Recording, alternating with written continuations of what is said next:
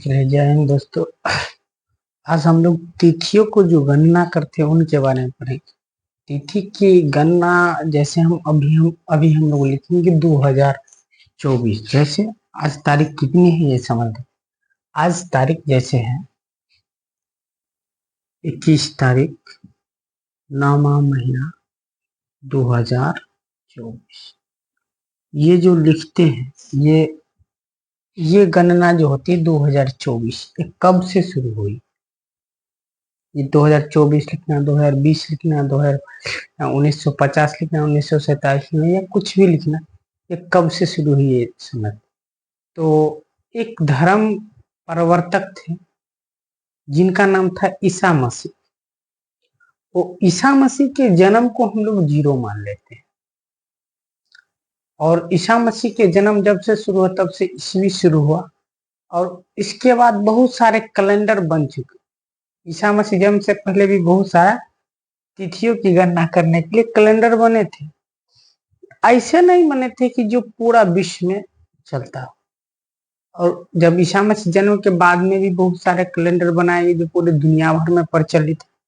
तो ईसा मसीह जन्म को जो हम लोग जीरो मान लेते हैं, उस जिस साल में वो पैदा लिए उस साल जब जन्म लिया उसको जीरो, और जब जीरो से आगे जन्मा इसके बाद उससे आगे मानी जन्मेगा तक समय आगे बीतेगी।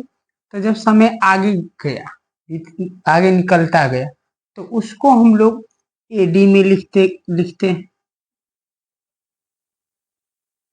उसको हम लोग एडी लिखते हैं इंग्लिश में, या ईस्वी लिखते हैं। या ईस्वी लिखने से पहले लिख लेते हैं, पहले सन लिखते हैं। सन जैसे लिखेंगे सन 1924 और लिखेंगे ईस्वी, ऐसे लिखते हैं। तो जो फायदा लिया एक धर्म प्रवर्तक और एक मानक रूप में तिथियों को जो गणना करने के लिए जो ईसा मसीह धर्म के प्रवर्तक ईसा मसीह के जन्म की तिथि से की जाती है। एक आंकड़ा मानक रूप में जो स्टैंडर्ड पद्धति हो, स्टैंडर्ड का मतलब मानक हो, जो पूरी दुनिया जिसे मानता हो, एक नहीं। जैसे भारत में 96 प्रकार के जो है ना, पूरी दुनिया में 96 प्रकार का कैलेंडर है। भारत में 36 प्रकार का कैलेंडर है जिसमें 12 प्रकार उपयोग होते हैं। 12 प्रकार के कैलेंडर भारत में उपयोग में लाए जाते हैं, चालन में लाए जाते हैं, यानी कि उनसे तिथियों की गणना की जाती है। भारत विविधताओं का देश है। इसमें तो बहुत सारे धर्म है, बहुत सारे, हर एक धर्म में हर एक रंग का विधि व्यवस्था है। भारत में तो धर्म के अंदर एक जाति है, धर्म के अंदर भी जाति है, जबकि अदर कोई ऐसा धर्म भी है और धर्म से जिसमें जाति नहीं होते हैं।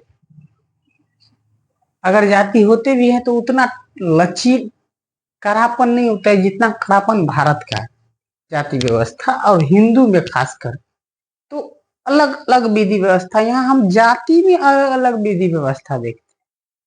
हर एक 5-10 किलोमीटर पर यहाँ की विधि व्यवस्थाएं अलग है, माने सांस्कृतिक कार्यक्रम की विधियां अलग है।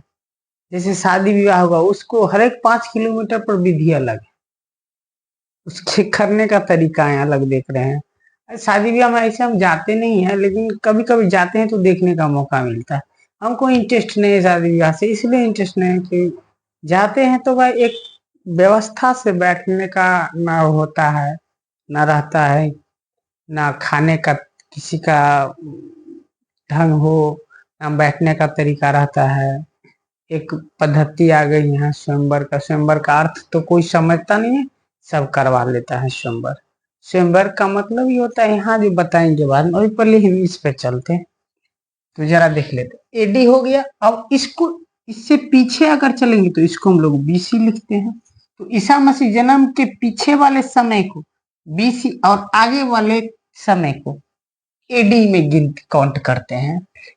इस गणना में ईसा मसीह जन्म के शून्य माना जाता है। इसके जन्म के पूर्व तिथियों के अगले बीसी आगे बीसी लगाते हैं, बिफोर क्राइस्ट जिसको कहते हैं।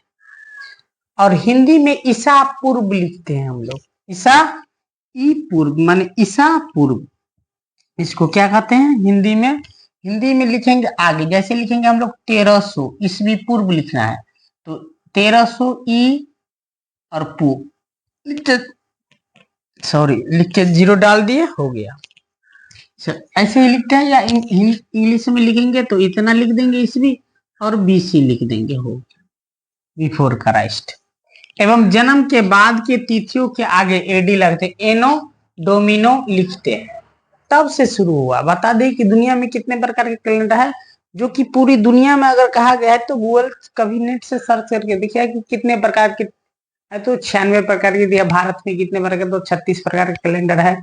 इसके बाद जो दिखाई देगा ना, जो पूरी दुनिया में, भारत में जो है भारतीय पंचांग जो शक संवत पर आधारित है, और भारत का पूरा प्राचीन जो है ना, भारत का राष्ट्रीय पंचांग जो है शक संवत पर आधारित है।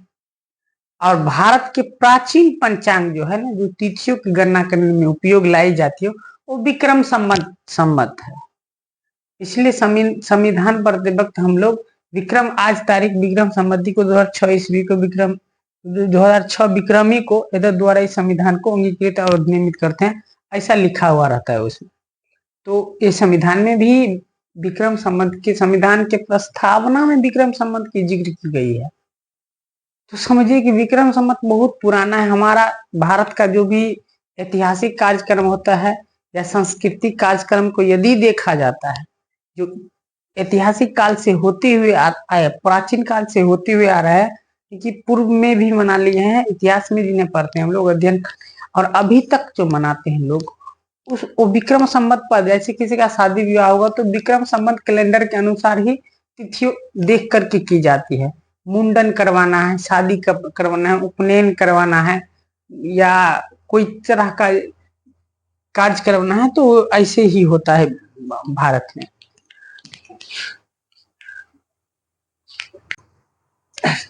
मुंडन हो, उपनयन हो, ये सारे कार्यक्रम जो है ना, भारत में ऐसे ही देखा कि ऐसे ही की जाती है, सारा चीज को देख करके की जाती है, वो विक्रम संवत के अनुसार ही की जाती है।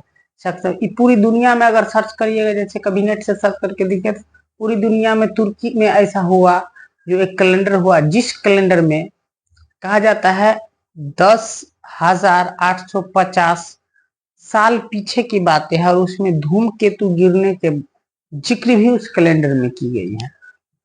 10,850 वर्ष पीछे की बात की भी गणना की गई है उस कैलेंडर में।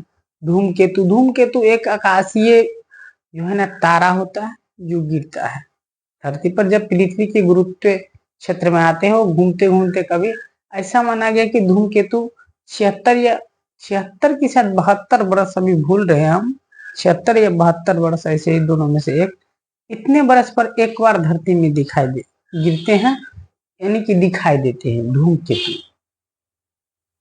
या गिरते हैं जमीन के। जैसे लोग हम रात को देखते होंगे कि कोई आकाश से कोई चीज आया, एकदम बढ़ता बढ़ता धड़क से गिर पड़ा खूब धड़ाम से पृथ्वी में आके, मान की आवाज नहीं मारते हैं, तो वो रहता है, उल्का पिंड होता है, जो आकाश में छोटे छोटे तारे पृथ्वी के गुरुत्व अधीन आ जाता है और गिर जाते हैं। तो खैर वो खगोल विज्ञान जिस दिन पढ़ेंगे उस दिन समझेंगे ये बातें। तो ये बातें थी, तो बहुत सारे तिथियों की गिनी होते हैं हमारे। याद रहे, भारत में जो पंचांग है, राष्ट्रीय पंचांग, वो शक संवत पर आधारित पंचांग, शक संवत पर आधारित।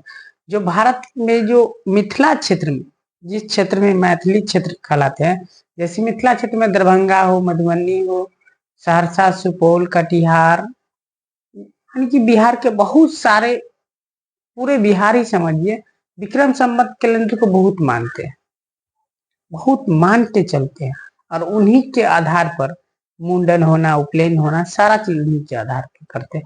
और जो पूरी दुनिया में कैलेंडर है, वो कैलेंडर है ग्रेगोरियन कैलेंडर। याद रहे, अगर हम जैसे किसी को मानना है, हम कैसे समझेंगे कि भाई जी देखिए ईसा मसीह जन्म को 0 मान लीजिए, और यहाँ लिखिए 500, यहाँ लिखेंगे 1000, यहाँ लिखेंगे 2000, ऐसे लिखेंगे, तो ये एडी समझिए। आगे हम लोग जा रहे हैं तो एडी ईसा ईस्वी।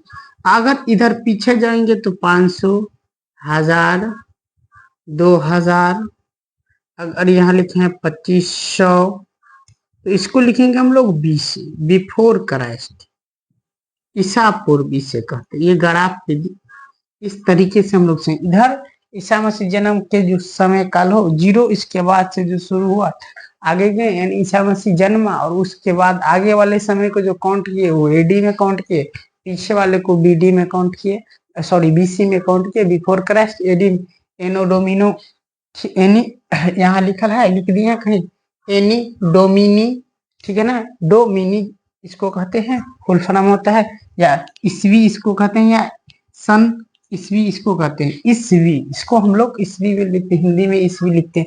अब देखिए इतिहास पढ़ रहे हैं तो इतिहास में 3 तरह की बातें आएंगी। क्या बातें आएंगी जरा ये समझ लेते। एक बात आएगा उत्तरार्ध, उत्तरार्ध,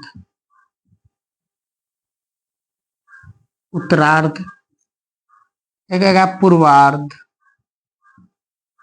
पूर्वार्ध। तो देखिए पूर्वार्ध और उत्तरार्ध, उत्तरार्ध का मतलब होता है जो कोई समय लिखा लगा वो 50, जैसे 100 हुआ, 100 का हाफ कितना होगा 50।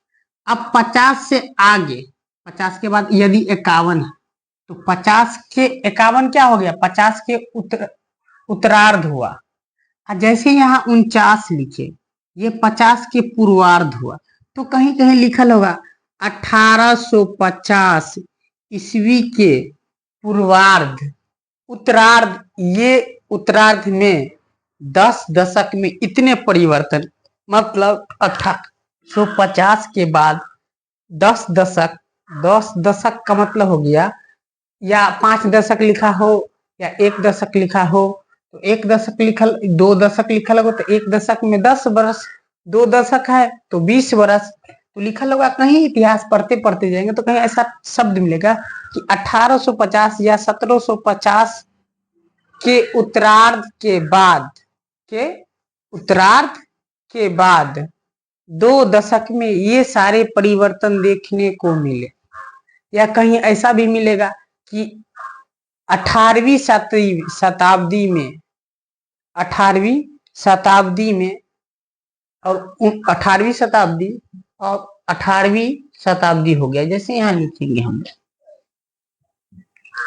18वीं और 19वीं, इन दोनों के बीच इतने सारे परिवर्तन दिखाई को मिले। तो ये एक शताब्दी में 100 वर्ष होते हैं, ये याद बता देते हैं।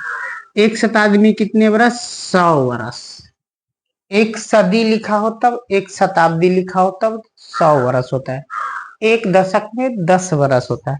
उत्तरार्ध का मतलब भी समझा दिए कि 50 है, उस 50 के अगर आगे चलेंगे 51 तो उत्तरार्ध, पीछे चलेंगे तो पूर्वार्ध। इस अनुसार हम लोग गिनती करते। पूरी दुनिया में कैलेंडर है ग्रेगोरियन कैलेंडर,